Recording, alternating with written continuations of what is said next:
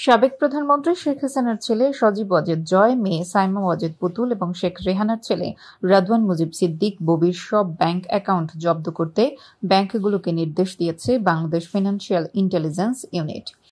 এছাড়া সাবেক জ্বালানি প্রতিমন্ত্রী নসরুল হামিদ এবং সিআরআই ও ইয়াং বাংলার ব্যাংক অ্যাকাউন্টও জব্দের নির্দেশ দিয়েছে বিএফআইইউ।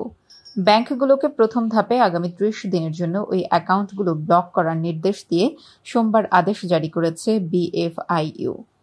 শেখ হাসিনার নেতৃত্বাধীন সরকারের পতনের পর মানি লন্ডারিং বিরোধী এজেন্সি শতাধিক সাবেক মন্ত্রী, প্রতিমন্ত্রী, সংসদ সদস্য, ব্যবসায়ী, সাবেক সরকারি কর্মকর্তা, পুলিশ কর্মকর্তা ইত্যাদির হিসাব জব্দ করে।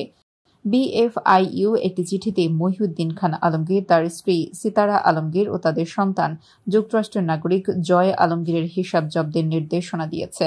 তাদের নিজ নামে বা স্বার্থ সংশ্লিষ্ট ব্যক্তি ও প্রতিষ্ঠানের নামে কোনো ব্যাংকের লেনদেন পরিচালিত হলে তার বিবরণী, হিসাব খোলার ফর্ম, কেওয়াইসি সহ যাবতীয় তথ্য পাঠাতে বলা হয়েছে। বিএফআইইউর অপর এক চিঠিতে ঢাকা মহানগর পুলিশের সাবেক কমিশনার হাবিবুর রহমান, তার স্ত্রী ওয়াজেদ শামসুন নাহার ও তাদের কোনো সন্তান থাকলে এবং কোনো প্রতিষ্ঠান থাকলে সে হিসাব জব্দের নির্দেশনা দেওয়া হয়েছে। তাদের নামে কোনো ব্যাংকের লকার সুবিধা থাকলে তাও স্থগিত করতে বলা হয়েছে।